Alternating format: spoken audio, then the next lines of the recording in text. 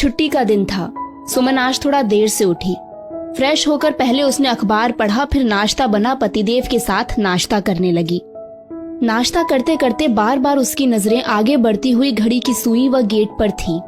11 बजने वाले थे, लेकिन अभी तक उसकी मेड गीता का कोई अता पता न था। सुमन का दिल गीता के छुट्टी मारने की सोच जोरों से धड़क रहा था।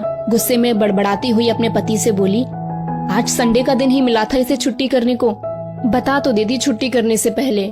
उसकी बात सुन उसके हस्बैंड के दिमाग की घंटी बजी और वो हड़बड़ाते हुए बोला, सॉरी यार, मैं बताना भूल गया।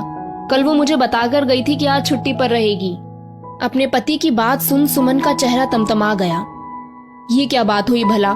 पहले बता देते तो मैं जल्दी उठकर कम से कम कुछ काम निपटा लेती। अब करवाना आप भी मेरे साथ, अकेले मुझसे नहीं होगा, वैसे ही मेरे घुटनों में दर्द है। सुनो, तुम एक बार उसको फोन करके देखो, क्या पता आ जाए। तुम्हें पता है ना आज मुझे कुछ जरूरी काम निपटाने हैं, प्लीज एक बार कोशिश कर लो, तुम्हारी तो उससे बड़ी अच्छी बनती है।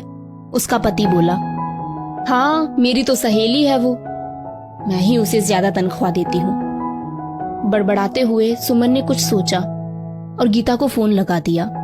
हेलो गीता, तू आज आ सकती है क्या? अरे नहीं दीदी, मैं तो भैया को बताकर आई थी आज की छुट्टी का। आज मेरी ननद आ रही है, 12 बजे तक पहुंच जाएंगी वो। तू तो जानती है ना तेरे भैया कितने भुलक्कड़ हैं, उन्होंने बताया ही नहीं। और देख, तुझे पता है ना मेरे घुटनों में कितना दर्द रहता है। प्लीज आजा थोड़ी देर के लिए, बस सफाई कर देना, बर्तन मैं खुद कर लूंगी, मेरी तकलीफ समझ। गीता सुमन के यहाँ कई सालों से काम कर रही थी और दोनों ही एक दूसरे का सुख दुख समझती थी। कुछ सोचकर गीता ने कहा, अच्छा दीदी, आधे घंटे के लिए आ जाती हूँ। गीता ने आकर सफाई कर दी। जब वो जाने लगी तो सुमन ने कहा, रुक गीता, मैं तेरे लिए 2 सूट लाई थी कल। इस बार बच्चों के जन्मदिन पर दे नहीं पाई थी ना तुझे कुछ, बता कैसे हैं? अरे दीदी, आपने पसंद किए हैं तो अच्छे ही होंगे। कौन सा ज्यादा पसंद आया तुझे इनमें से?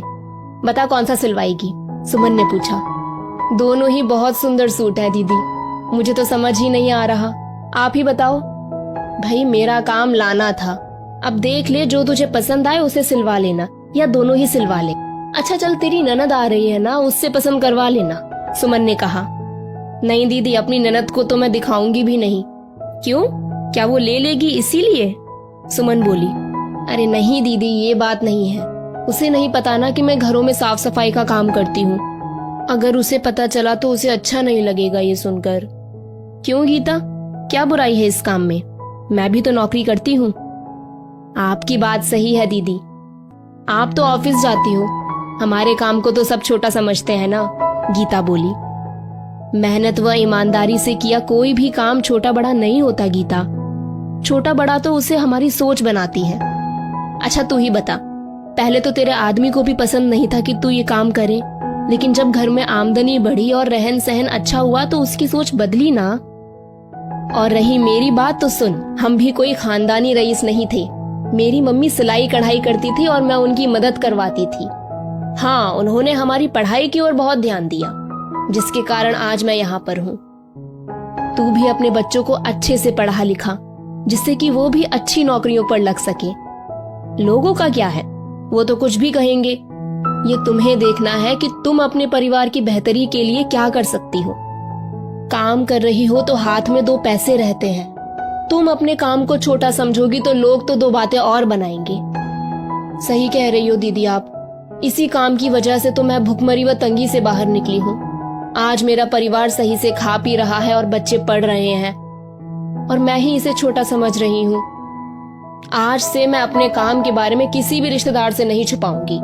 मेहनत कर रही हूँ, कोई चोरी चकारी नहीं। चल, देर से ही सही, समझ तो आया तुझे?